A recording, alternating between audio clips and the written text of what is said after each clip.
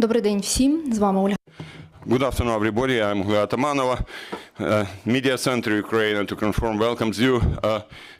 This is a special day for all of us Ukrainians. This is the day of our Vishwanka, our embroidered Ukrainian shirt, and I hope that people worldwide will see all the beauty of our national cloth. Briefly about our schedule for today. At 2:40 p.m.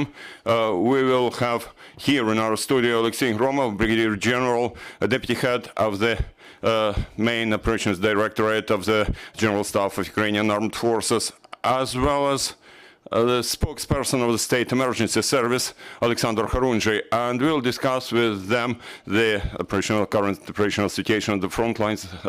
And right now in our studio we have Ruslan Strelets, Minister for Environment Protection and Natural Resources of Ukraine. Welcome, Mr. Strelets.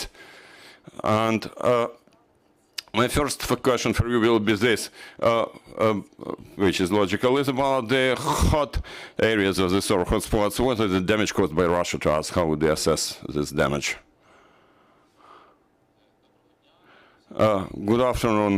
I'm glad to see all of you here and to have this opportunity to speak with you. I'd like to note that since the very first days of this war, the Ministry for Environment Protection and Natural Resources has been working on documenting all the crimes which are now committed by the aggressor state against our ecosystem.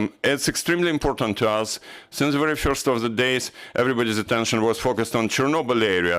Those Russians, those Rushists as we call them, those Russian fascists tried to conduct some nuclear terrorism acts.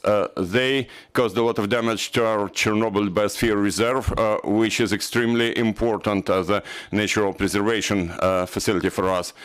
As of today, our tentative assessment of the damage in that exclusion area is in excess of 2.5 billion Ukrainian hryvnias.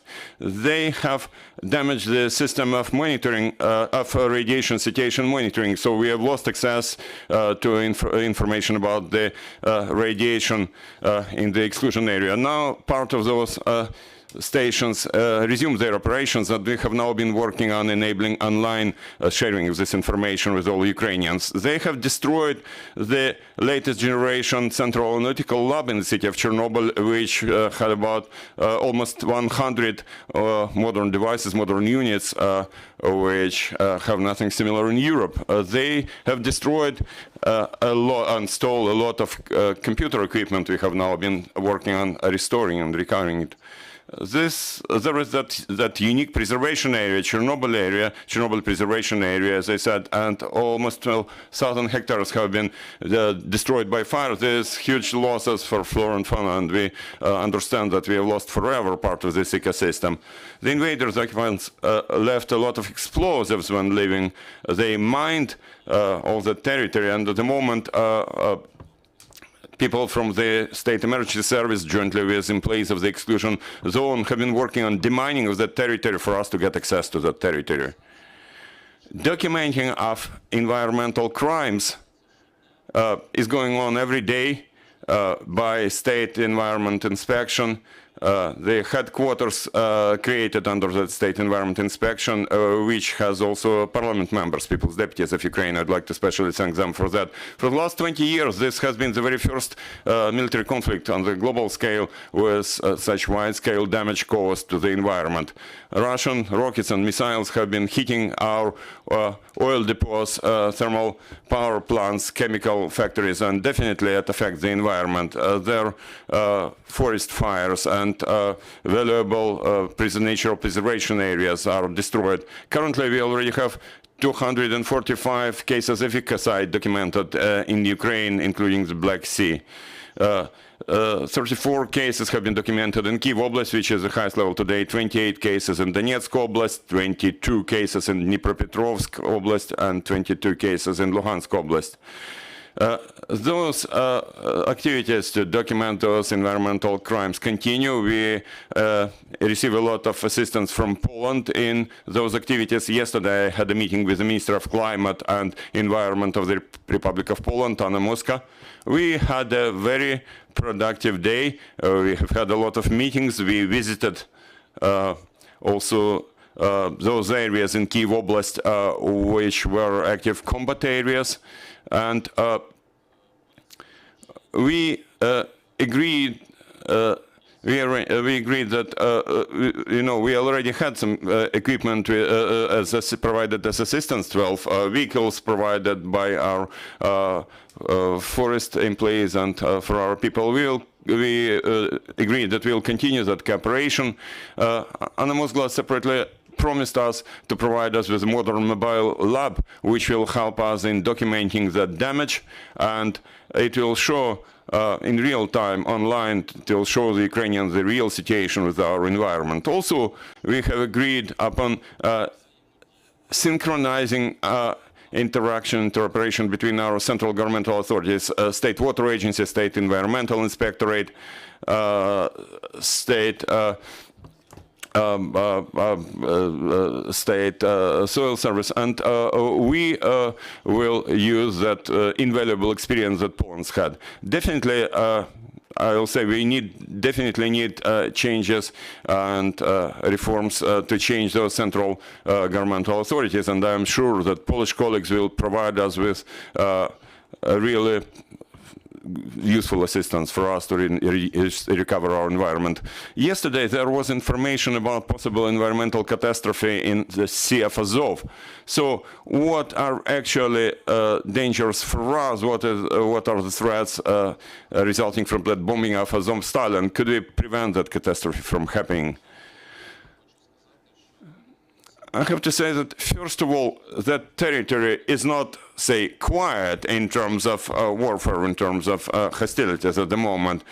To carry out any objective assessment of what happened there and potential damage which may be caused, we need safe access for relevant experts to that area. Now there have been a number of tasks set to investigate into those matters, and the State Emergency Service has been working very actively, as well as the State Environmental Inspectorate. And by now, speaking about any confirmations, any evidence of contamination of the Sea of Azov, we don't have such evidence.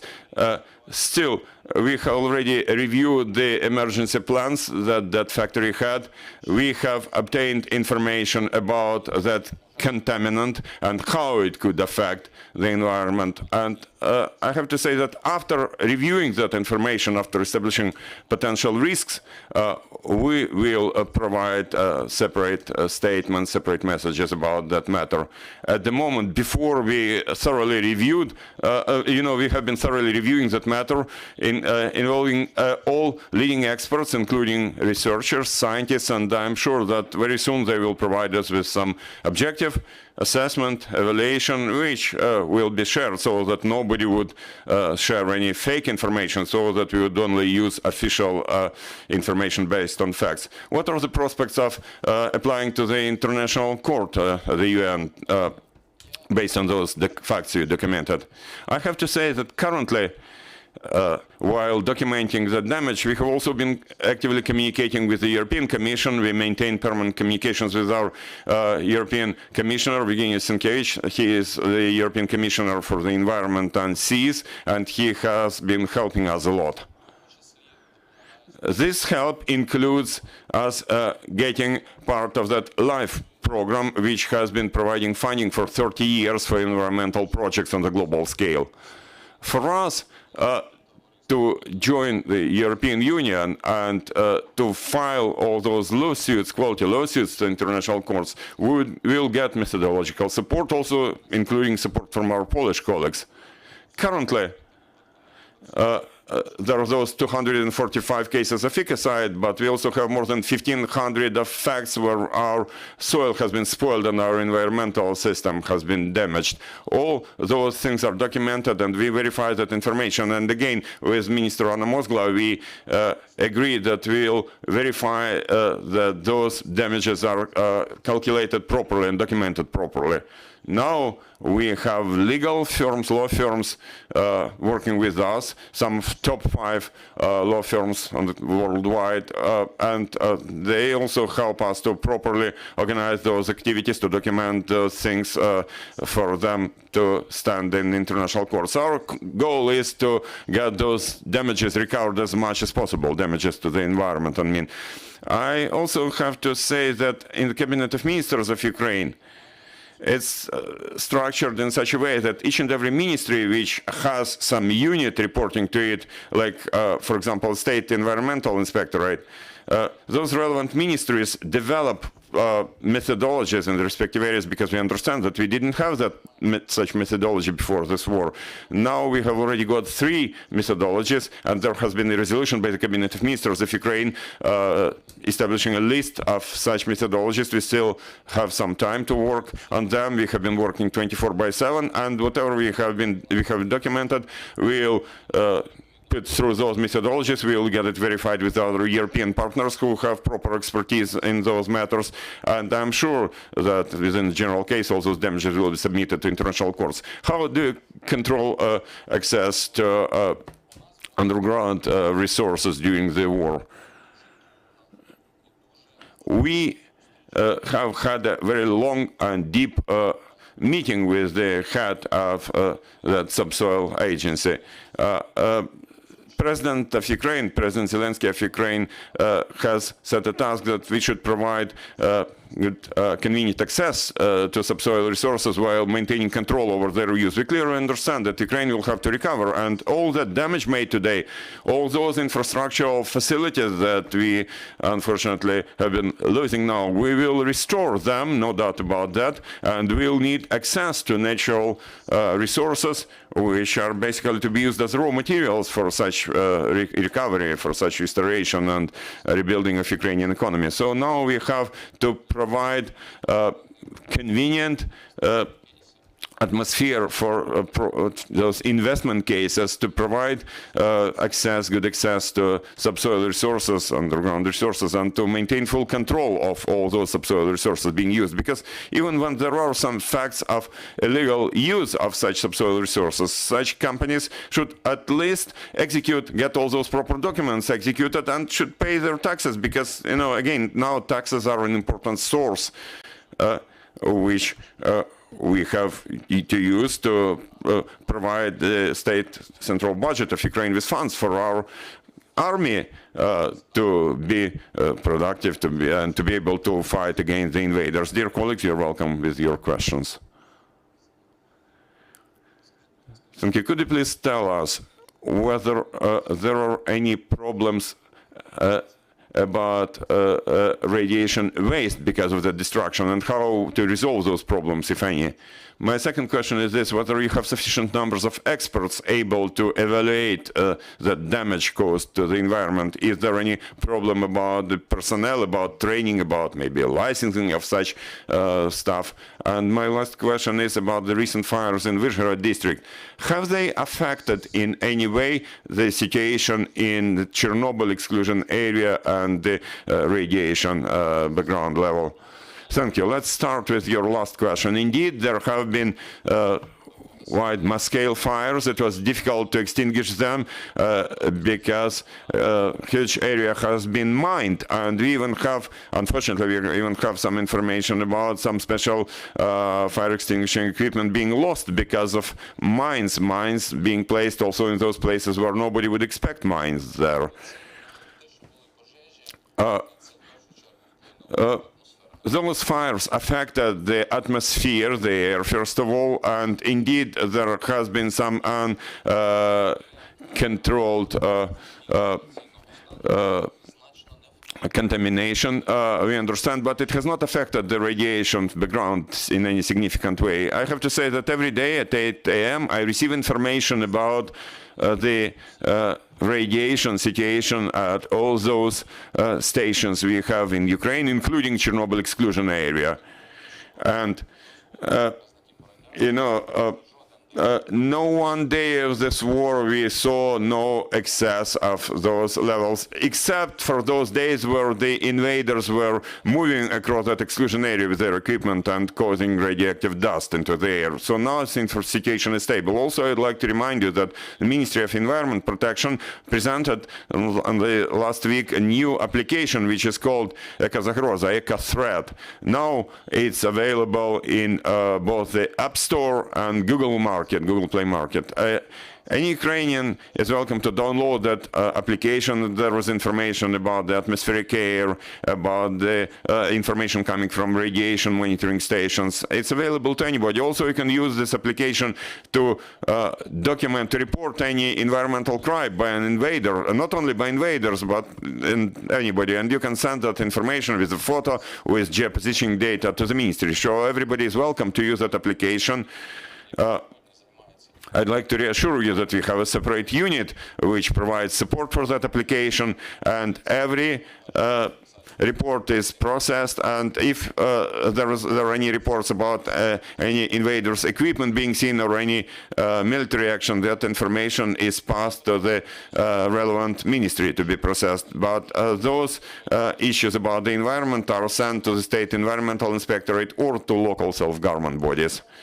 And there was the first question about that waste, the radiation waste. Well, now we have been assessing, and I mentioned the tentative assessment in excess of 2.5 billion Ukrainian hryvnias across the exclusion area. So now we have been assessing the damage, and after we get the whole picture, we understand of what happened there, we'll understand what to do about it and whether we have that problem there. At the moment, I don't have any information about any systemic problem with that radioactive waste.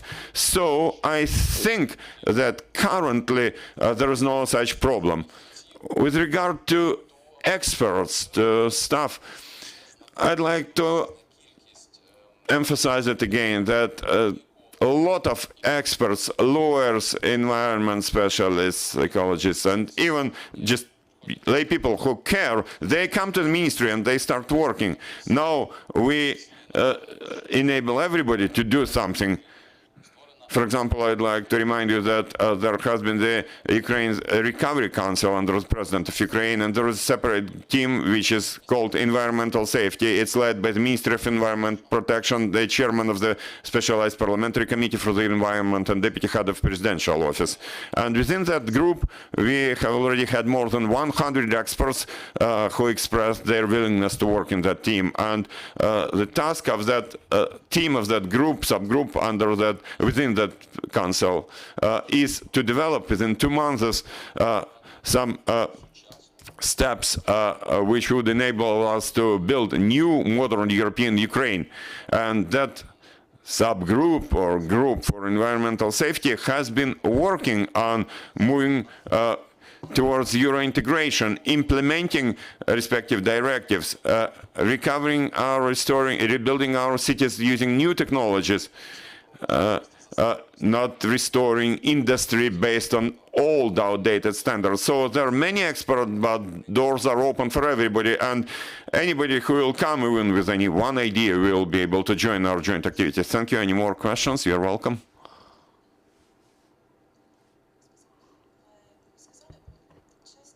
You mentioned the part of the ecosystem that we have lost forever. I'm interested, why forever? Are there any cases of such parts? I will provide several examples for you. For forest to grow, or for the tree to grow, we would need, say, 70 years. Speaking about those ancient forests, or some nature preservation sites where we have forests, for whatever money, we will not be able to restore those trees in 1 or 2 years. We will need many years. But there are some water sites and swamps which are destroyed, and the occupiers' vehicles, equipment is moving through them. Those are ecosystems which were developing for hundreds of years, for centuries. And unfortunately, indeed, we have been losing them. Either they are damaged or we just lose them completely. Also, everybody understands that there are locations where animals would live. also including those animals which are in the red book, and they migrate, and whether they come back, those animals, it will depend on our armed forces, and also it will depend on how that ecosystem recovers and whether they will be able to comfortably reside there after our victory. Any more questions? Thank you. Thank you for your information. Please tell us also about Zaporizhzhia nuclear power plant. Currently, it's fully under control. How do you control the environmental situation there? And my second question is, Russia made missile strikes, rocket strikes against chemical factories, for example, in Sumy. How does it affect the local environmental situation, and how to... Thank you for your question. Regarding the Zaporizhzhia nuclear power plant, since it's under control of Energodar company and the Ministry of Energy of Ukraine, you will probably get better answers about that from Ministry of Energy. I can just tell you that now we are receiving data about the situation and how it affects the environment in terms of radiation, and we don't have any information about any excess levels or any dangerous, any messages about that. So the situation is, let's say, stable. About chemical factories, before this war, Ukraine was a country having high-tech production facilities, including in chemical industry. Those facts documented where shells, projectiles would hit chemical factories, all those facts have been documented. As soon as there was a chance for experts of State Environmental Inspectorate, they would visit those sites and document the damage and try and forecast possible consequences. You mentioned an example of a factory in Sumy. As far as I understand, you mean Ukrinform. Indeed, it was hit by Russians' artillery, but situation was quickly localized. It did not affect people because there is certain distance between that factory and residential areas. And currently, there is no danger or no impact on the environment of any long-term nature. We don't see it there. Any more questions? Thank you. Thank you for joining us. I'd like to remind you that we had Ruslan Strelets in our studio, and please stay with us. And at 2:30 p.m. we'll discuss the situation at the front line with our next speaker. Glory to Ukraine, glory to heroes.